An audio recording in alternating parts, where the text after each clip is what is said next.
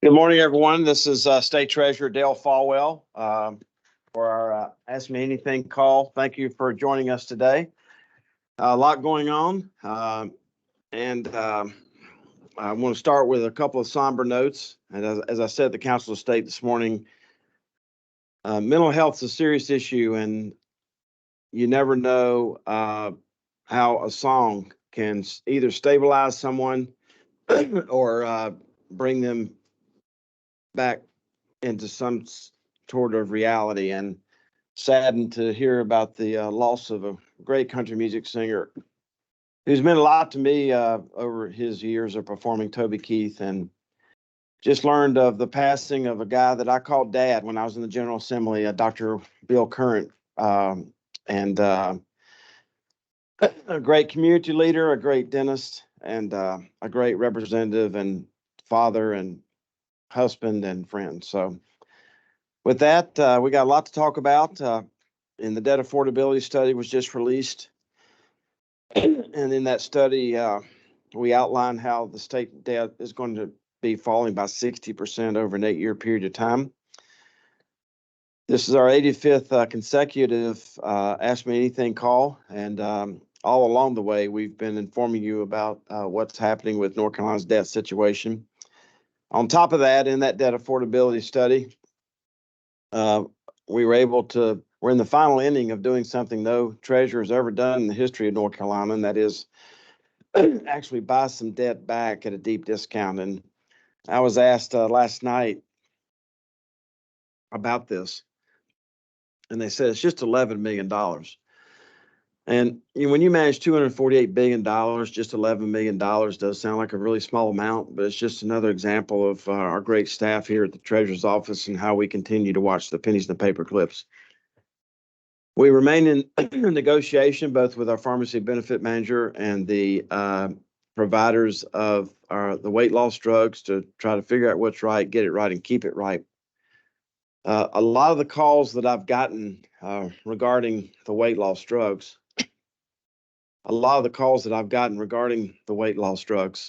are calls of people just grateful that we're not going to be doubling the individual premium because of the cost of this one drug. So with that, I'll be glad to take any questions you might have. Excuse me.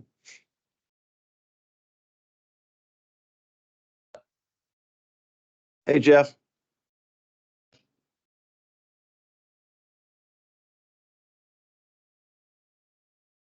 Anyone have a question? Luciana, do you have a question? Hi. I guess the one question I'd have is if there is any update at all on the weight loss drug negotiations with the PBM and the manufacturer. I don't have any news to report on that. We continue to have a dialogue with them. We continue to offer amendments, especially to our PBM, that they could use in their negotiations with Novo Nordisk and Lilly. It's ironic since all this has hit the press, and you've done great reporting on this, by the way, that how many more stories are coming out across the country about health plans like ours being under siege. I don't deal with federal issues, but I can't imagine how expensive this could be if this started to be prescribed under Medicare, or if it became more widely prescribable under Medicaid. So we continue to try to get them to lower the price. We're not questioning the efficacy of this drug. We're trying to get the price down, and that's where we are. Got it. Thank you. Thank you. So shifting a bit, I believe the Blue Cross hearings start next week. I guess going into that, is there any information you can share on, what that will look like and what will happen? Yeah. We remain confident that that the process that our staff followed regarding this RFP, the deliberations that our state health plan board members went through to analyze what the staff had done, and that their final decision will all stand up in court. I regret that after being married to Blue Cross Blue Shield for 43 years, that they have chosen the path of suing till they're blue. Just a few days after this contract was awarded, I was on a conference call with the president of Blue Cross Blue Shield and the chairman of the board. And I thought there was some coming together that they understood how things fell and that we would finish our marriage strongly, which finishes this year. Unfortunately, I don't feel like that's happened. I hope that there was a spirit of trying to figure out what they've done wrong in terms of their customer service or in terms of their bid that they put forward. I will tell you, which is public record, that since we made our announcement, they lost their second biggest customer, BB&T Truist, who's now left them and gone to Aetna. And I guess maybe the fourth biggest customer in North Carolina is also gone to Aetna, that be the League of Municipalities. So we remain confident that we did what's right in terms of Blue Cross contract, and that we are in full speed ahead with the transition to Aetna, which will happen on 1/1/25. And we look forward to having that opportunity to partner with them going forward. Got it. Thank you. And a final question. In terms of the OSHR shift to a new platform with the University of North Carolina system, is that still a concern? Is there any updates on that? Yeah, seems like I use the word divorce a lot in this call today, but anytime you've been married to somebody for 50 years, as we have with the UNC system, and they want a divorce from our state pension plan, our state health plan, and not pay their bill, and they want all the other state agencies to pick up their bill, that's just not something we're going to stand for. There should be no question in anyone's mind who's on this call how premeditated that was and how certain it was for a very long period of time. When you put something in the budget that did not pass both chambers of the House, that doesn't say we will explore, we shall, it says we must. So this is just another example of what's going on. But as I've said repeatedly, my experience at the Unemployment Security Commission is that when you keep peeling away these onions, the more you peel it, the more you cry. And at the very core of this onion, I think we're going to find a lobbyist or consultants or someone who's making a lot of money off of doing what I think is not in the best interest of state employees. So we will fight to protect and defend our plan, and we will fight to collect the nearly $550 million of liability that they're leaving back with everybody else that's in the plan, in the family, so to speak, and the nearly $1 billion of healthcare liability. We will follow this process and pursue this just like we would any other entity that wants to leave or divorce out of these plans. It doesn't happen very often, but it does happen. And when it does happen, we have a process that we follow, and we are not going to be bullied by UNC. We're going to do what's right and protect and exercise our fiduciary responsibility to be loyal and exercise a duty of care. Got it. Thank you.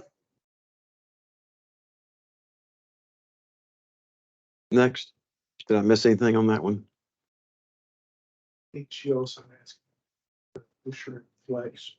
Oh, They have agreed sure. to hold off until at least next year, and they have confirmed to us that they're it's not a certain thing, but we're in conversations with them. Okay.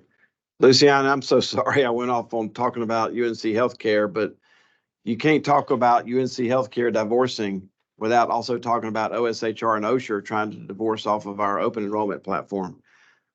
They have assured us in a public meeting, their general counsel last week, I guess, time's flying, or the week before, that they are not going to be pursuing splitting off the open enrollment from the state health plan open enrollment. That just creates chaos. It's something I'm very proud of, that when I got here, it took 28 clicks for our state employee to go onto our platform, enroll in healthcare, dental, dependent child care, and all these other options that are available to state employees. So to divorce those and break those off into two different platforms, all that would do is create chaos, and it would not be in the financial best interest of our members. And I think it's a total violation of their fiduciary as well as our fiduciary responsibility for this to even be considered going forward.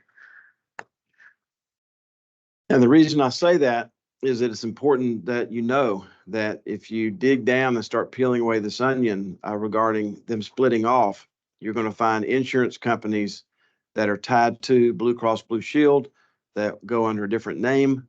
And so you can't really ask about the lawsuit with Blue Cross Blue Shield or UNC Healthcare divorcing from the pension in the health system, or the changing of the platforms to benefit focus. You really can't do that without understanding how all this is working together. In terms of our Aetna transition, it's going very smoothly. We're impressed with the amount of capital, human capital, and financial capital that Aetna has brought to this to change our transmission out of our state health plan, and we look forward to a fantastic rollout. Got it. And so just to clarify, then the OSHR system transition is not happening anymore. They're not splitting off. It's not happening this year, and we hope it never happens.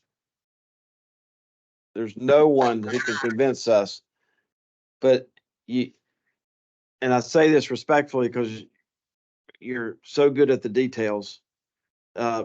Probably part of this was associated with OSHR bringing more juice to the platform that UNC Healthcare is trying to create. That's how all this ties together. Okay, thank you. Teresa?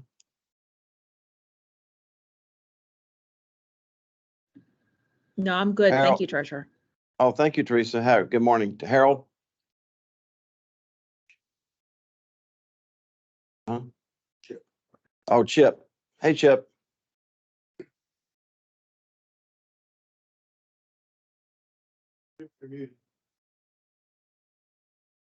Who's the second one from the top? Harold? Chip. It's Chip Barnett and Harold. Chip. Oh, I'm sorry. Chip Barnett.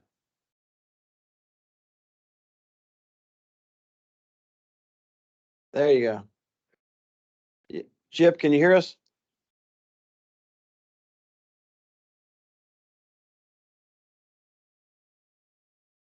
No. Anyone else have a question or a follow-up question while we're waiting on Chip?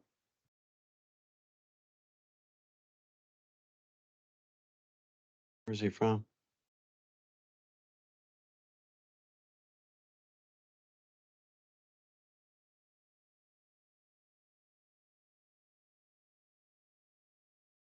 Okay. With that, if not, obviously, hey, Chip, you there? Okay. Chip, if you need to send us an email, or anyone else on the call needs to send us an email, feel free to do so. We got our Council of State meeting today. Lots going on. We have a local government commission meeting this afternoon, and don't hesitate to reach out. And any way that we can help you do your job, we're glad to help.